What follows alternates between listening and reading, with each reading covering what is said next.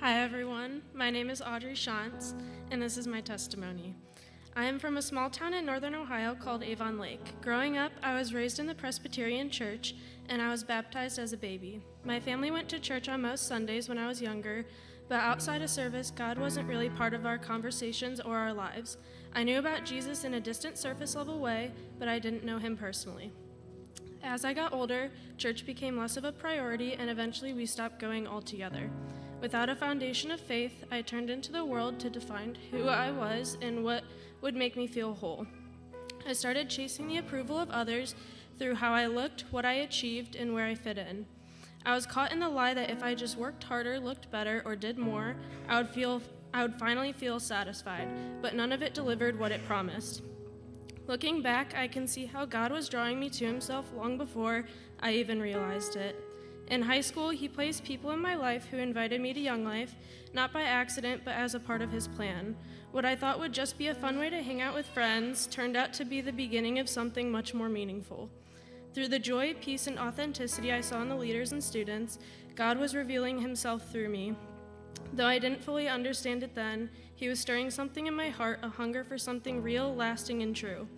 But when COVID hit, that momentum faded, the gatherings stopped, and without community, I slipped back into trying to prove my worth through image, discipline, and constant performance. I became consumed with my appearance, working out multiple times a day and restricting food, thinking that if I could just be enough, I would feel fulfilled. Yet underneath it all, I still felt empty, and even then, God didn't leave me where I was. Everything shifted during my sophomore year of college when my uncle unexpectedly passed away in a bus accident. He was a man deeply rooted in faith, and the legacy he left behind led me to reflect on what I was truly living for. In one of the lowest seasons of my life, God met me with unexpected comfort and his quiet grace. He began to draw me back to himself, not out of guilt or obligation, but through his mercy and faithfulness.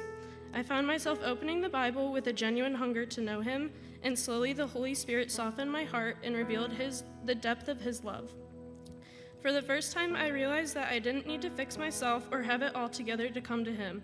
Jesus met me right where I was with all my mess and weakness and covered me with his grace. I am grateful for the people God has surrounded me with who have encouraged, challenged, and walked alongside me in faith. I look forward to continuing this journey with Jesus and helping others to come to know his love. Choosing to follow Christ has transformed how I live out each day, and being baptized today is both an act of obedience and a public declaration of my commitment to follow him for the rest of my life.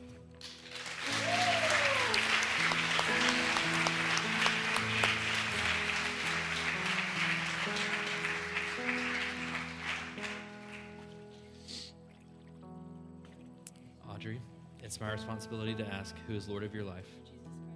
I baptize you, my sister, in the name of the Father, and of the Son, and of the Holy Spirit, buried with Christ in baptism, and raised to walk in the newness of life.